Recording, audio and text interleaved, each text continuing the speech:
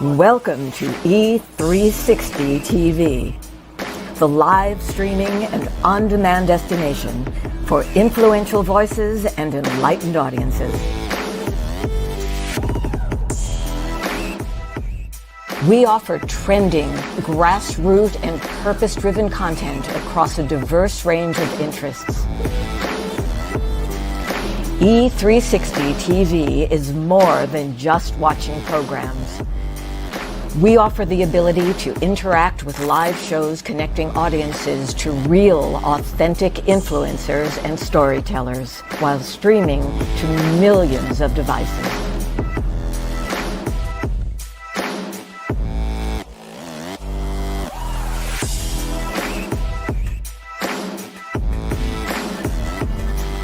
Real experiences. Raw conversations. One destination for it all. E360 TV.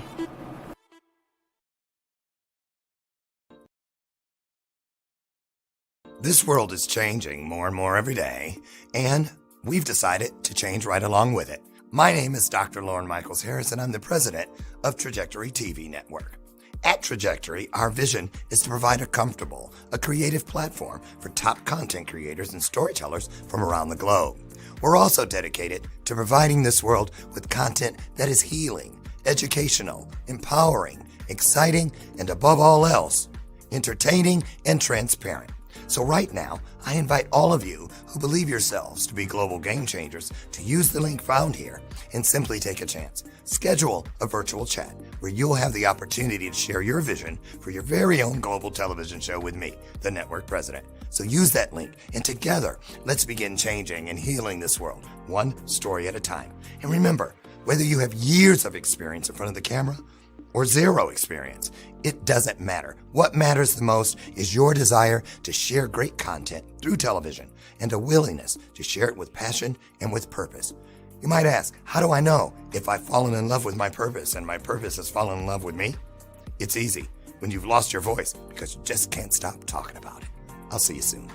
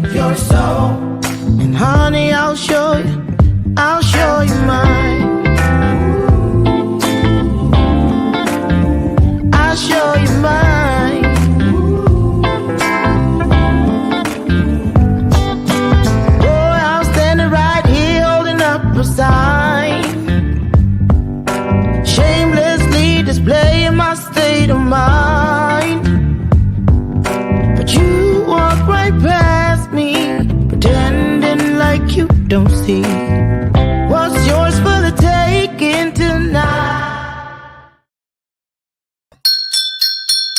Yeah, I was doing something else. Y'all thought I wasn't going to be ready when the camera came on. Cat-like reflexes. And I'm glad because I was asleep just a minute ago.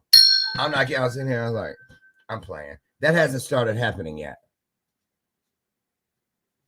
I was having a word. How many times a day do you have a word with what is greater than you?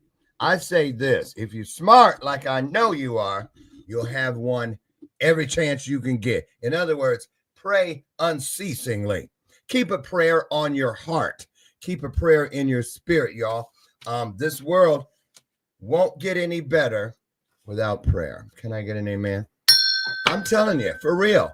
It is, because what I love about prayer it's not religious based. It is need based. I need to have constant communication so that I know which way to go. I base that on the Star of Bethlehem story. I want to be guided every step of the way. How about you? Right? I know. I hear you. There's one amen to get it off, get it started. Put yours in the comments. I want to know where you're calling from, where you're dialing in from, where you're listening from today. Welcome to today's installment of Bathrobe Moments. I'm your host, Dr. Lauren. I know. I heard some, boy, if you don't, your face just as ashy, it's on purpose. Wait for it.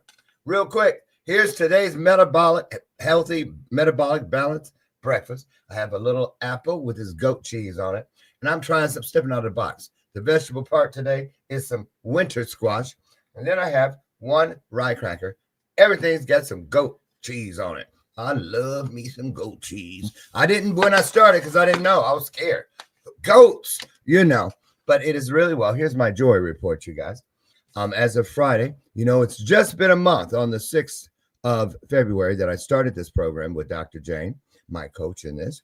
And I am 4.1 pounds from my goal weight of 160. I started at 198. I'm over 20 some pounds, y'all, like 23, 24 pounds in a month. And I'm feeling fantastic. So I'm thanking Heavenly Father for that. I really am. I put the work in, but I'm trying to be the black male Betty White. For real. I ain't trying to go out. I'm trying to be the black male Betty White, and I ain't playing. So you got to make decisions. You got to stick to them. Can I get an amen? So real quick, over the weekend, and today's spotlight sponsor, Genovia Ray out of New York City, a mother-daughter team I met when I was there speaking last year at the Young Black Professionals event, are today's spotlight sponsor. And I'm about to show you, because you see, looking just as dry, like I slept all week in the desert. This is what I use. It is a whipped butter. I'm not kidding. This is a coconut. Only thing about it, be making me hungry. It smells that much like coconut. So look, watch this. Oh. Bam. Quit playing. You see it. There it is. I can literally hear my pores going. Right? Genovia Ray. Scan the code up in that way in the corner and go over. And also, you'll be getting a 10% discount just because you're a Bathrobe Moments fan. So there you go. Genovia Ray out of New York City. Small business doing great things. Check them out. Okay. So last thing, almost. If you are in the Boston area, I'm there on March the 1st, 2nd, and 3rd, keynoting at the PitCon conference and exposition. Now, 6,000 plus chemists will be in the house, and I will be there at the Boston Convention and Exhibition Center. And if you're anywhere in the area, you want to catch some coffee, just say hello, get together, have a word of prayer, whatever you want to do.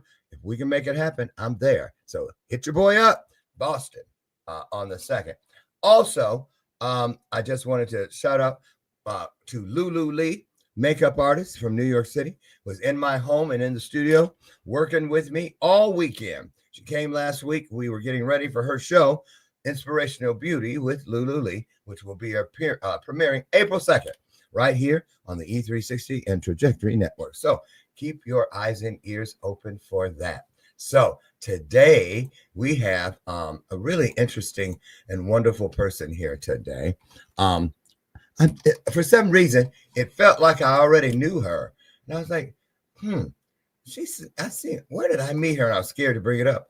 And sometimes you cross paths with people and it's like you've always meant to be because you see them so clearly. right there in that very first moment. That's how it was for me and Dr. Andrena Phillips.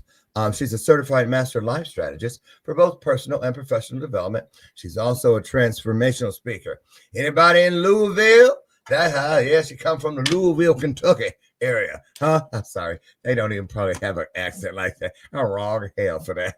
I don't know what made me do that. Them taters ready yet, Paul? Okay, I don't know where that came from. That wasn't none of me. See, what happened was, I'm kidding. Y'all, we getting ready to have a good time, but we're also going to have an important conversation about how you can do better. She's got a hit book and a whole bunch of other stuff to pour into all of us today. Now, she's never been here before, so you know what we got to do. Roll out the virtual red carpet. How do we do that? Easy and free. Also painless, by the way. Put some hearts on the screen. I hear her coming down the hallway right now. Sound like some 6-inch stilettos to me. Could be wrong. Dr. Andrena Phillips in the house.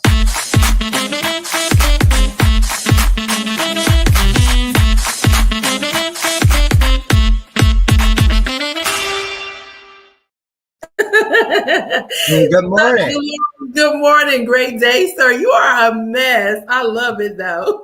How are you? We like to have fun. I am well, and you?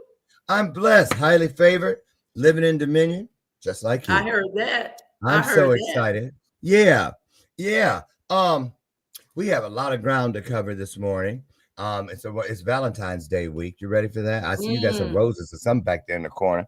Some flowers, pretty flowers. Yeah. You ready for Valentine's Day? I am. Actually, I am. I do Valentine's every day. Every day is a Valentine's Day. Oh, for yourself. I already know what you're going to say. Absolutely. Fall in love with yourself. I don't got to have no man for Valentine's. I already know. I see it on your face. I see a lot, but let's go here. I like to start the show by offering the guest up to 1 minute to just really create a vibe of your own making. This is to feature you and your work today. So I dip out traditionally and just let the audience listen to you pour what's on your heart. What'd you wake up with on your spirit today that we can talk about? I like to treat our conversations, our content like manna. Gather it up. The most important things you can talk about are found in the day you're currently living, or at least that day you've just most recently lived. I don't like to, when you sit across somebody. Girl, back in 1987, when I was on top of the world, I was hanging out with Luther Vandross. You know what I'm saying? There's a lot of us who do that. But I want to hear what's on your heart today. Okay. So I'm going to dip out. Okay. Take your time. You got up to 1 minute, and then I'll come back in and we'll get started. Sound good? Okay. Come on in, y'all. Tell a friend. Look, our goal today, real quick, a week ago today, 1,419 of you. 1419 we're watching. We're at 923 currently on the clock. Call a friend, phone a friend, get them in here. You'll be glad you did. It's called Blessing Others. Doctor, all you, take it away. All right, I got you. So on today, I just wanted to come and encourage people on today to let them know that their purpose is greater than their struggle, that their struggle is their stepping stone to get them into their greatness. And that simply means it doesn't matter what you've been through in life, what you are currently going through in life, your purpose is greater. Your success is greater than any circumstance or any situation that you're in. The only thing you got to do is to continue to show up and play, being the CEO of your life, understanding your value, your worth, and that you are a winner within. And I'm here to tap you on the shoulder just to remind you on this morning, your purpose is greater than your struggle. Your struggle is your stepping stone to get you into your greatness. And I hope that taps somebody to get ready today. I know that's right. Ringing the bell. And for those of y'all, and I don't know if you've ever been here before, but I ring the bell of purpose. It's not a gimmick. It's not a show prop. I prefer to refer to it as an opportunity, you guys. So because why? There's a lot of things swirling out there, false news and all kind of things we think we know. But if it doesn't have a ring of truth, like that bell has a ring to it, then I know there's a trick to it. So we don't want to get tricked up because we know who's behind that. So let's just keep going. I'm keeping it real today. I ain't playing with it no more. I'm serious. I ain't playing with it no more because it tried to take me out. Things that do not serve me, they had to go and they must go. I don't care. Seriously. So I want to talk about it because I know in order like Maya Angelou said, Dr. Andrena, she said, if you're going to teach, you must live your teachings. So that means we learned from the very first. So let's take us back to what it was like for little Andrena. Because see, this is how we show people. I didn't get it in a magazine or eBay from some degree. I know what I know to be true because I lived it. Something greater than me got me through it. So what was it like? Where'd you grow up? And what were your dreams when you were just a little person? Well, actually, I'm from Jacksonville, North Carolina. I'm not from Kentucky. That's why I was laughing at you. I'm from North Carolina. I claim North Carolina all day long. That ain't what that ain't what the people over in LinkedIn told us. You were in Louisville. LinkedIn said, "Well, honey, I'm gonna have to change that because I am a North Carolina all day long." She ain't trying to get whooped. See, her cousins already come. You see, I told you. See, when she got up there, Miss High and Mighty was gonna forget us. I'll just play. So what was it like there, North Carolina? I came from a little girl. I came from a 2-parent home. My dad was a Marine, so that's all I knew. I'm a Marine daughter, and I was raised in a 2-parent home that was very strict.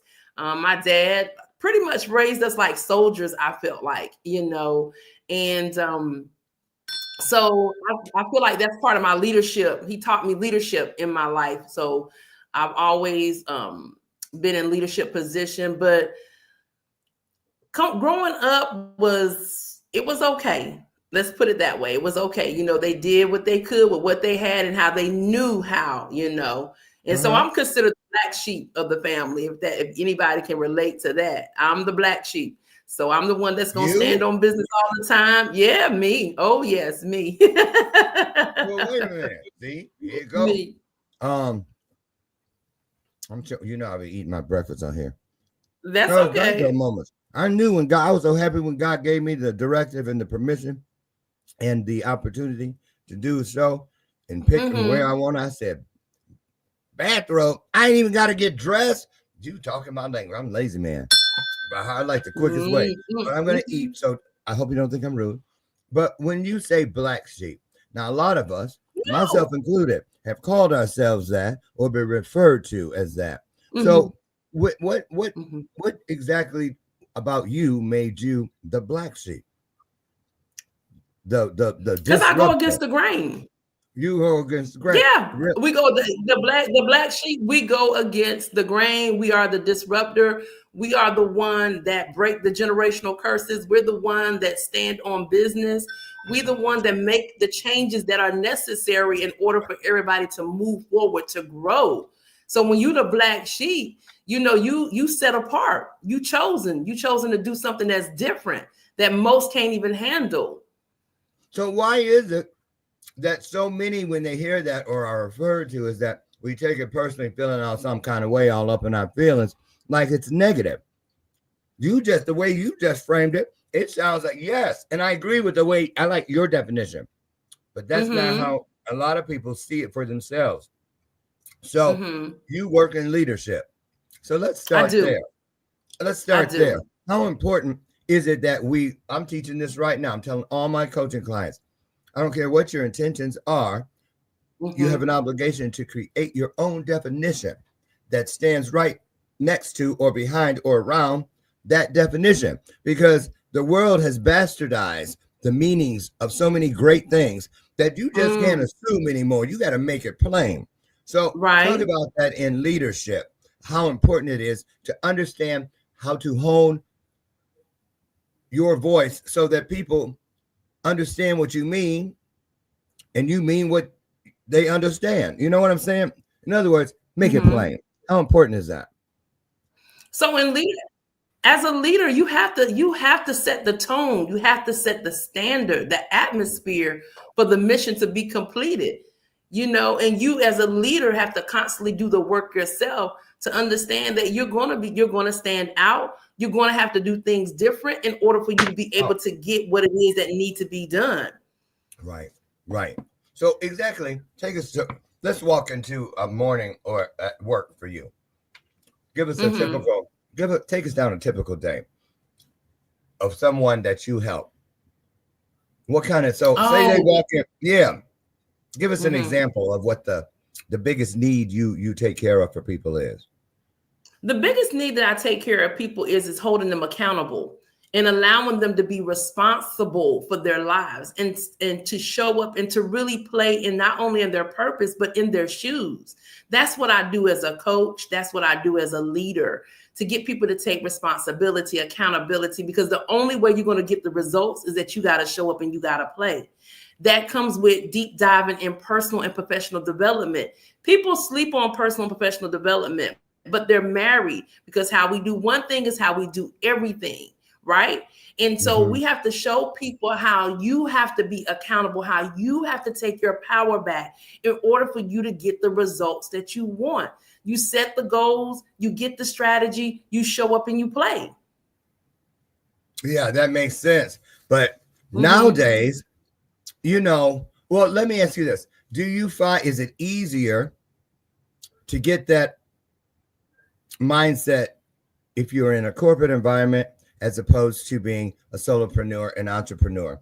Do you find that there are different mindsets, whether when you work with a person who is in a corporate environment as opposed to working for themselves? I love this question. I've asked it many times to people that do the work you do, and I always seem to get a different take on it. What do you say about that when you work with those individuals from those two different camps? Any difference? The same? What do you think? At the end of the day, it's about the individual. It don't matter what position that they're in. It's all about what they want. I can work with a business owner and they can want it greater than somebody that's sitting in a corporate position. So it's all about what the individual want. What are their goals? What are the results that they want in life or in business? So it doesn't matter. It ends up being the individual. Well, I can say this with my coaching clients, especially those who come to me to work first on keynote speaking, and then it goes into other things. Now I feel there is a huge difference, because corporate trainers, they don't really know how to tell stories many times as much as give data-driven presentations. Here's the bottom line and our forecast for next quarter. But when so there's a difference there. Just like the person in the military has a mindset. Right. So what is the biggest challenge people are coming to you today in saying, in either business or professional, that because there's seasons, depending on what's happening. Well, the political climate has a lot to do with fear and this and the other. There are a lot of professionals right now. Look at what's happening with those people that work for the federal government. We have a friend who's a DEA agent. She showed us that horrible letter, or that thing that they got about, you got until September, and they've been there 30 some years, so there's a lot going on in the world. So let's talk about that mindset when things are happening outside of our control. One thing I encourage people to do, Dr. Lauren, is to really tap into who they are. You got to have core values that no matter what is serving you in life, you can stand on it. You can stand on it. You can be in the situation can't affect you. You're supposed to take control of the situation. That's what I encourage my clients to have, the confidence. And a lot of the issues that I have with my clients is they're trying to find their voice. They're trying to be bold. They're trying to really stand out in their purpose. They're trying to be unapologetic about living this life that they want, that they desire. And I encourage them to be bold in the decisions that they're making, and to set the boundaries and to stand on what it is that they want. But first of all, they must tap in and get honest with themselves. Yeah, North Carolina, the home of the best barbecue. I heard up and clicked it off the screen. I'm up here eating fruit and vegetables. Whatever, Dr. Lord. Which I love. So when you say bold, bold, I'm trying to frame it right. I'm trying to get anybody to get fired today. But bold is not necessary. This is the thing. There's a lot of gray area for people when they say bold. Let's talk about the difference between being bold and being stupid. You know what I'm saying? Because a lot of times we consider we're reactive. somebody pissed us off, somebody said the wrong thing, we're taking something personally. So I'm gonna be bold and stand up for myself and what I mean, and we don't think it through, and we say or do something that we cannot take back, and it ends up costing us. You know what I'm saying? Sometimes we have to learn. I did. I had to have a coach who taught me how to breathe. I needed processes. I needed rituals. I needed practices to help me get myself away from, especially being black man, but angry black man. I was passionate. I still am. And the way sometimes, you know, I'm like getting my point across. My coaching client that was here for intensive training in person today. I mean, this weekend, Lulu Lee. She and I had a talk about that because when I was challenging her on certain things, so things could come out like splinters. One of the things that we really had a great breakthrough on was our passion being misinterpreted for anger or aggression. So sometimes when people think they're being bold, they need to learn how to round the hard edges off, file the hard edges down. If you know what I'm saying. Do you ever see that? And it's a challenge, isn't it? It is a challenge, but when people are passionate about something, Dr. Lauren, they're just passionate about it. I think they just have to work more on their delivery, if anything. That's what I mean. Just the delivery, not to lose the passion, but just the delivery, because it can come off aggressive. It can come off, disingenuous. It can come off, where it can offend other people, but you're just passionate about it. And I can relate to you on that as well, because I'm passionate about the things that I do in life. And a lot of times when you are passionate about things, you want your point to be heard and you want people to understand I have a voice and I have an opinion, and this is what I want you to hear from that. So it's very understandable, but it's all about your delivery. Don't lose the passion. Just work on the delivery. Okay. Just work on the delivery. Yes, just work on the delivery, but never lose the passion, because the passion is your drive. The passion helps you make changes. You're right about that. I'm sorry. I'm trying to think. That's okay. How long you been doing the work? In business, 10 years. And okay, the coaching? Yeah, the coaching, 10 years. Okay, so that means you did it a little bit before. You're right in the middle. Half of this time you worked was before COVID, and now you're on the other side. Any difference between the two worlds in the way people are processing? Because now there's more remote, which means you have more freedom. People have more time to themselves, because when you wake up, you already at work. When you get up, you already at home. So talk a little bit to us about people now who are working from a remote arena instead of having to go in. Are they struggling? Are they flourishing? A little bit of both? What's it like from where you sit? I think it's more of their flourishing, because now they're learning to tap in and do things that are going to make them become better. It's not such a mental weight on them, going into the office and dealing with the politics and dealing with the rules and the regulations and the different attitudes. So now you at home, so you get to create your own space. You get to make schedules that's fit into you. I am a stickler when it comes to your morning routine. Your morning routine sets the tone for the whole day. I agree. So now have to rush into the office when they can just do the necessary work at home before going into the office, which is going into their office, and they can make it feel how they want it to feel. Okay, makes sense. That's what I was hoping you said. I kind of thought so. Now you have a book, right? I do. When did you write the book, and why did you write the book? I wrote the book last year, and it's called Walking Again, A Journey of Love, Loss, and Healing. This book is very personal to me. This book is about me losing my late husband. I lost him in 2023. And I had to recognize and realize that I had to still get up in life. I still had to run my race. I still had to do my purpose and what I'm called to do.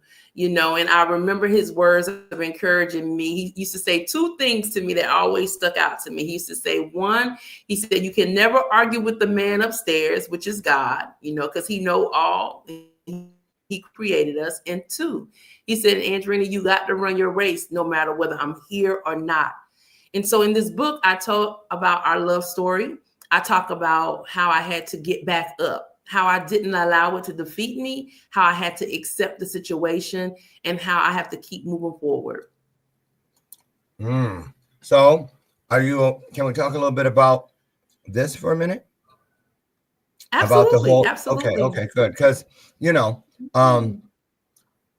I was very, very much impressed with people who take their pain and turn it into an antidote for someone else's pain. I think that's very important. And a lot of us who have moved through things, not necessarily past it, because it's our story. Every place we go, our story is with us. So yeah, you get through it, but you never leave it completely behind because you're not supposed to. No. Right. No. So what was was this something that you eased up to, the losing of your husband? In other words, you knew sometimes it happens out of the blue, and blindsides a person. Sometimes there's a diagnosis that leads up to years to prepare for the loss. What was that part like for you? Was it like that or medium? Did you have a long time or? Well, we knew when we got married that my husband had sickness and he had illnesses, but it didn't matter to us. We was gonna do what we wanted to do with each other. We was gonna live out our love story, however long God allowed us to live out this love story.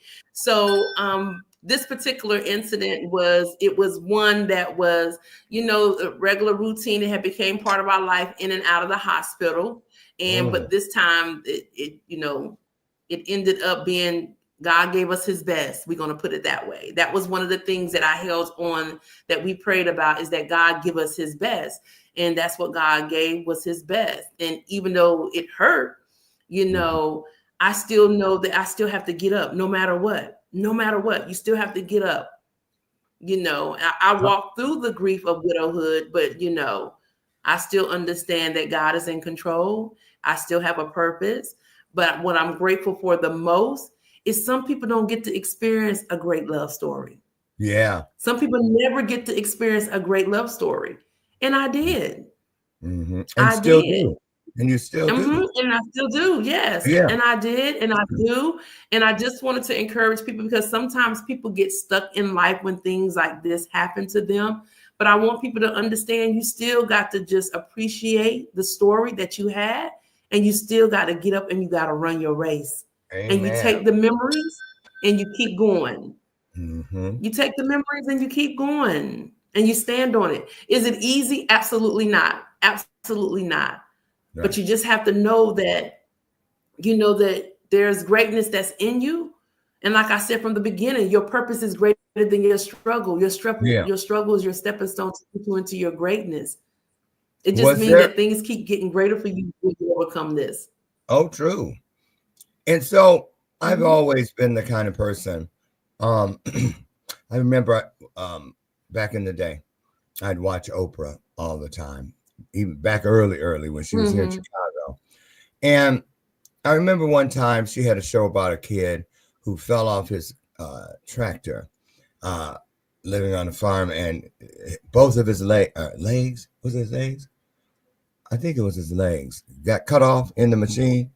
And he crawled, he drug himself to the house, and instead of going through, he drug to the front and then realized his mom had new carpeting and drug himself all the way around to come in through the back, because while he's bleeding out, because he did not want to bleed all over her new carpet.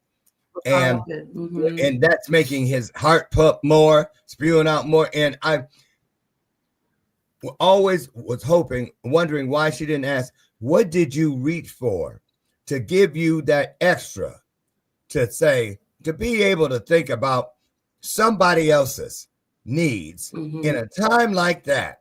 What is that? How do you do that? So I see the opportunity to get that answer I couldn't ask him, but I can ask you, because I believe it was just as difficult to get up at least one of those days. Probably the one right after it happened was the hardest day to get out of bed that you have ever lived. And so I'm taking this opportunity to ask you, when you went to move to get up and everything seemed locked down, weighted down, non-existent, nothing left in the engine, nothing definitely left in the tank. What did you do? And why did you choose to do that particular thing? Because clearly, because one thing that I recognize. Yeah, go ahead. Yeah, it's a hard get up. It still is. I'm in the part of the grieving process of acceptance, right? So once you accept it, you're able to, you don't never forget. You just know how to work through it, right? You process through it. But one of the things that I want to encourage people was that we give it an opportunity to have people cross our path, and that's a blessing, but that's not my God. So my husband, he wasn't my God. So I still have to run my race. We're just for the opportunity for people to join in our lives, right? But they don't become our God.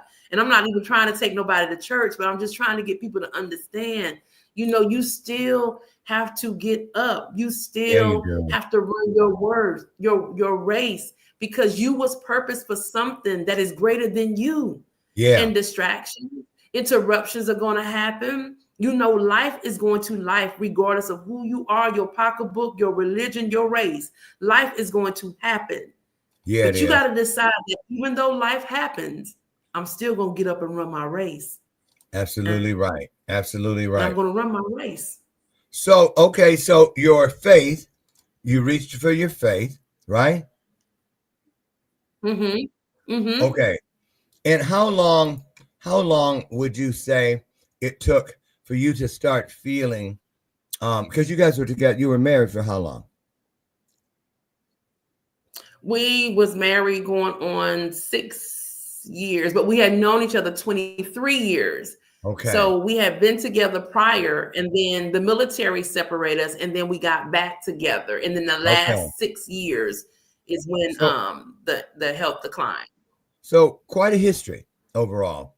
So how long did it take for you to fashion yourself that new world that you live in and say, I'm going to be okay? Because, we question a lot when we go through any kind of trauma. So, and do you work on this? Yeah, go ahead and speak to that if you could. Yeah, I still question it. I still do the work. I still ask questions. I still say, what could we have done different? But at the end of the day, our life is our life.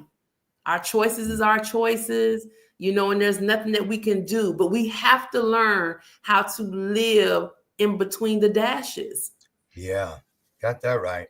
Because everybody has a beginning and everybody has an ending, but in between the dash is where you learn and you live. This is true. So what is it that you love the most about the work you do? What is it that brings you that joy that keeps you not going to work, but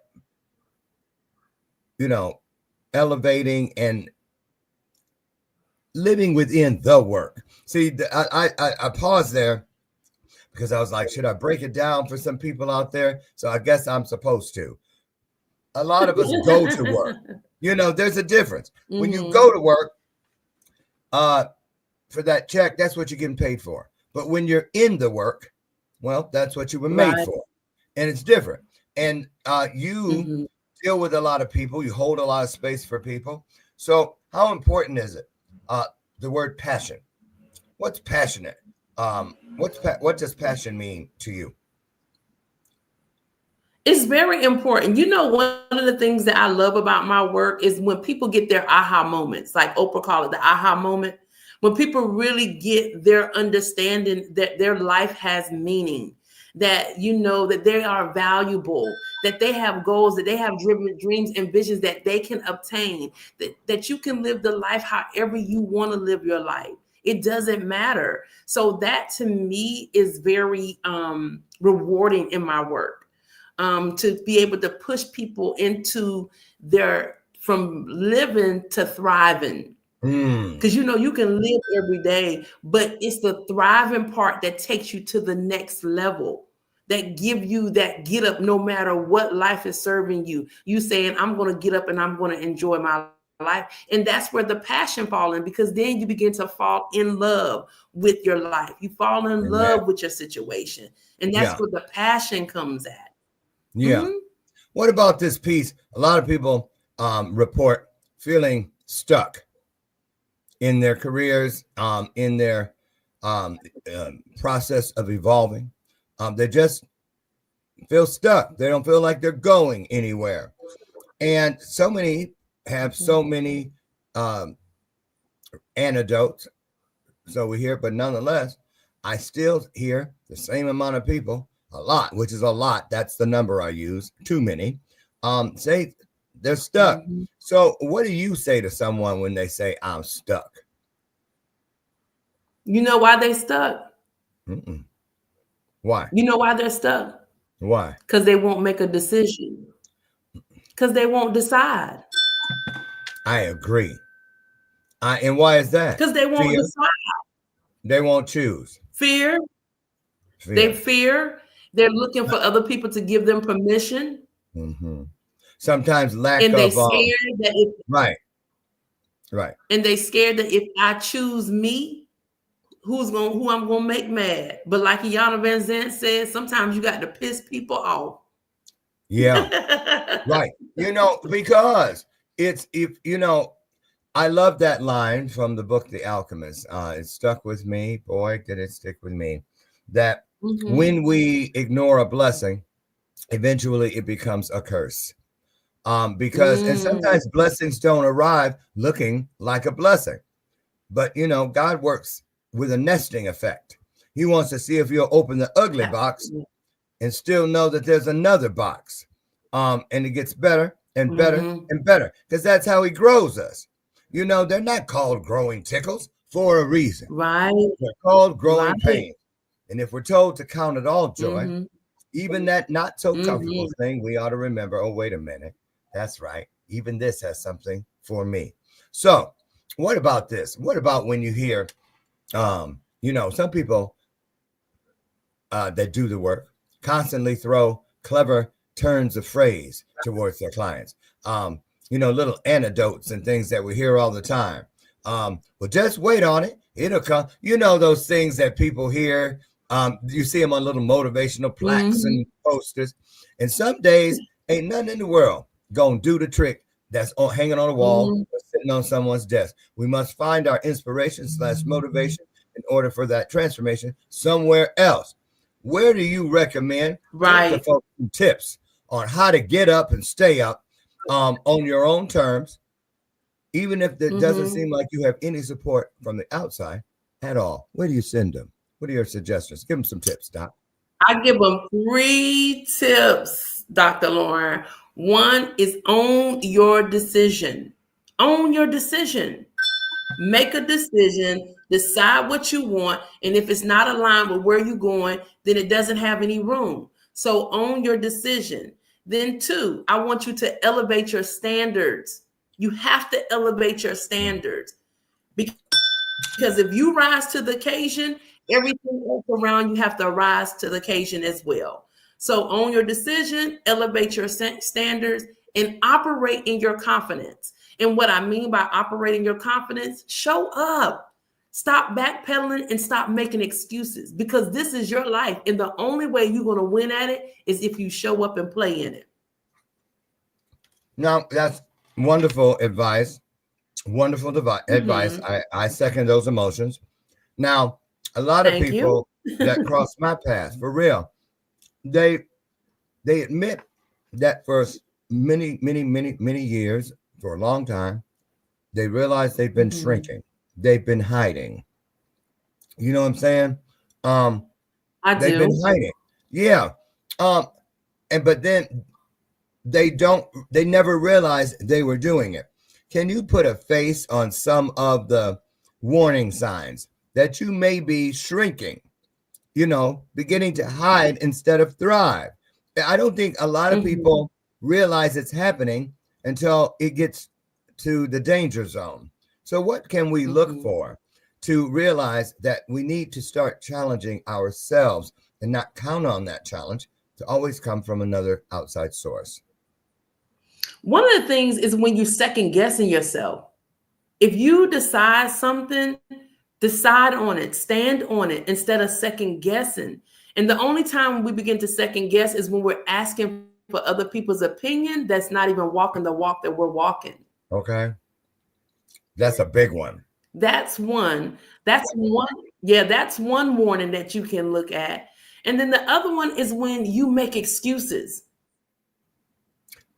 When you make excuses instead of taking action.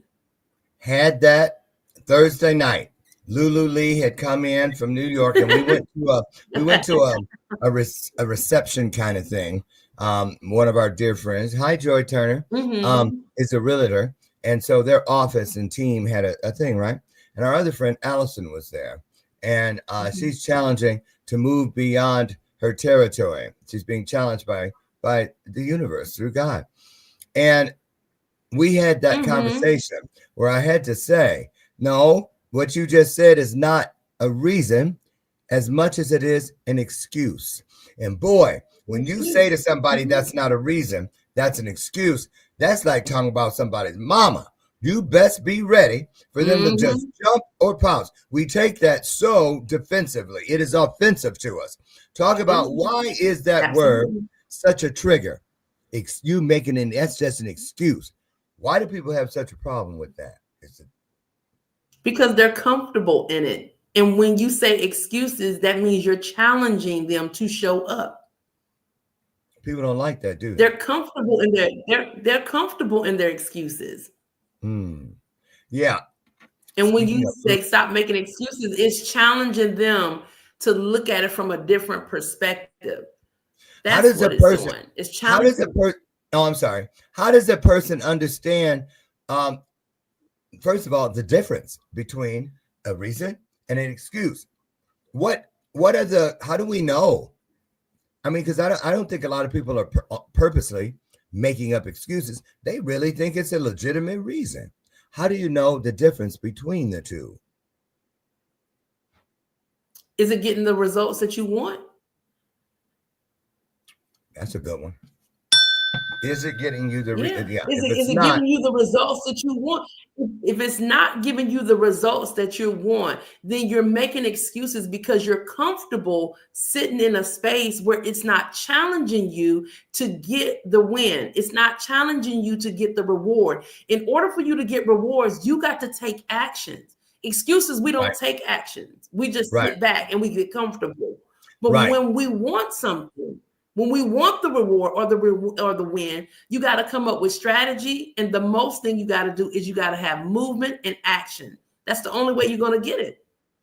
Exactly. And I've always found too, because I challenge my coaching clients with this same intersection, if you will. And I get there through this door with them. If it's a legitimate reason, it's because it's like an equation. You have the social proof. You have the tracking. You have the data to back up what you are saying. An excuse, you can't reach for any of that because you haven't tried it.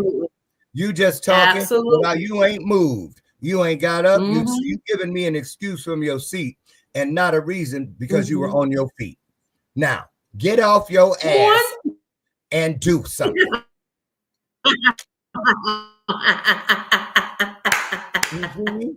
It's absolutely. I agree. I second that. You and I both know the most challenging part of our work in the coaching space is that accountability piece because they ask for it, but then when it's time, when they see you standing at the door with that strap behind your belt, talking about come on in, where you been?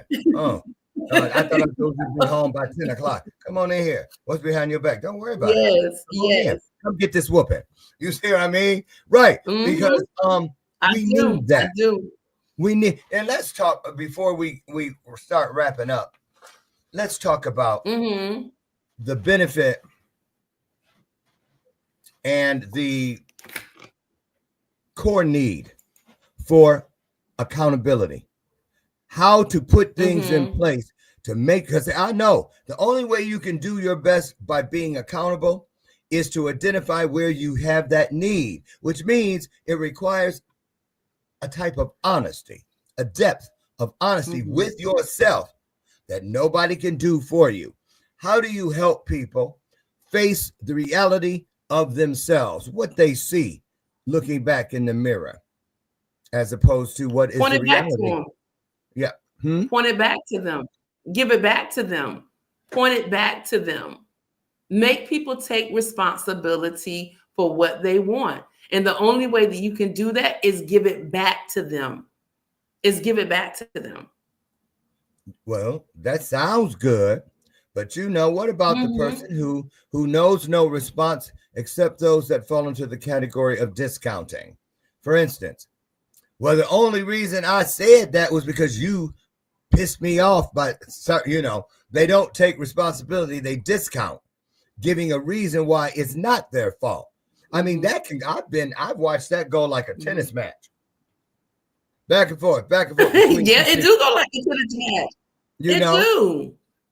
But you have to, but as a coach you still have to stand on business. You still have to make people take responsibility. You still have to not allow people to make excuses when they in front of you. You can say whatever you want to, but the results speak louder than words, and you can't put that weight on me. That's your battle. Only thing I can do is hold you responsible. Got it. Now, do you have any rituals, any daily grounding techniques or practices that you have in place? I do. That help you stay focused and on the path to greater things? Share a couple if you don't mind, to take us out today. Give us some of those. Okay. One thing I do is in the morning, the first 90 minutes belong to me. So I want to encourage everybody to do the 90-minute me, which that means the first 90 minutes is uninterrupted time. It's non-negotiable. So for me, that looks like gratitude, prayer, journaling, meditation, exercise. Then the world get to experience Dr. Andrena once she finished. Oh, no, that's right. And I got, good. Otherwise, doing that 90 non-negotiable. What about when you shut the day down? Close the drapes to the world. Anything there, or do because some people have shut down practices as well. Yes, I shut my office down at 3:00. Anything after 3, it's not about business. It's not about checking emails. It's about getting something to eat. And then before I go to bed, it is reading a chapter or 2 in a book. I try to do at least my reading in the evenings if I don't do it in the mornings. And then after that, it's no cell phones in the room, no TV when you go to bed. It's just quiet, just you and just being quiet. Awesome. Well, I just love the work you do. And I want to encourage all of you out there. You're welcome. And I want to encourage everybody to get out and check out Dr. Andrena Phillips. Right on your screen, currently you see the road to her website. Now, if you notice, at the top of the comment section in today's broadcast, take a look there. We have dropped the link to her book. It's a pretty long link, so we didn't put it on the screen because we wanted you to be able to click over and go check it out and purchase it. So that's in your comment section. So get that. And then if you, LinkedIn is your jam. Here, you can find her. Yeah. There's the link there as well. So as we leave, any parting words of encouragement for someone who might be feeling like a little less than they'd like to feel, not enough of who they want to be, all those things. Give them a word today just to hopefully get them up and keep them up. I just want to encourage somebody today to, be empowered in who you are becoming on this journey. Don't second guess it. Trust the process and show up. Show up and get your own results. Unapologetic. Don't ask permission. Just do. This is your life. And the only way you can write a great story in that dash is if you show up and if you play. And listen, thank you, Tanya, for the great words. And Robert, I don't know what you heard too many times before, but I hope it's something that's positive that you can grow. I know that's right. I know that's right. Dr. Long, I just want to appreciate you. Same here. I said, Dr. Long, I appreciate you. I give you flowers. Thank you for showing up in your greatness. And what I love the most about you is that you are true to it, not new to it, and you unapologetic about it. Thank you. I received that. I really do, Dr. Andrena. Thank you so much. And if you ever feel the need to just get something off your chest or want to pour into us, reach out. We'd love to have you back. Okay. Absolutely. Alrighty. Absolutely. Okay. Listen, everybody, our time today, unfortunately, is up, but the time in the day is just beginning. Get out there, live today like it was your last day. When you do that, when the day comes, you won't have a care in the world. It'll be time to go. You know what I'm saying? Don't wait on it. Live moment to moment. There is greatness. There is blessing. There is joy in all of it. That's why they said, count it all joy. Now get out of here. I promise to meet you tomorrow morning, God willing, over on that front porch again for another illuminated conversation. Find one E and one R, and you best take everything you woke up as. Great to greater, bright to brighter, strong to stronger. My personal favorite, nice to nicer. I'll see you tomorrow. Get out there and make it a good one, won't you? That's the only way you can make it a great one. See you, doctor. Have a great one. Don't let my screen door slam on the way out. And remember, Dr. Lauren loves you. I love you. And there ain't a damn thing you can do about it. Okay, everybody. Bye-bye now. Bye-bye.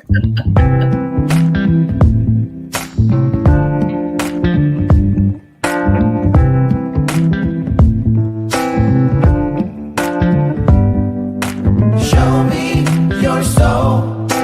Baby, I'll show you mine. Show me your soul. Honey, it's way past time. How expensive do I have to be? Need I spell it out before you get it, baby? Show me your soul.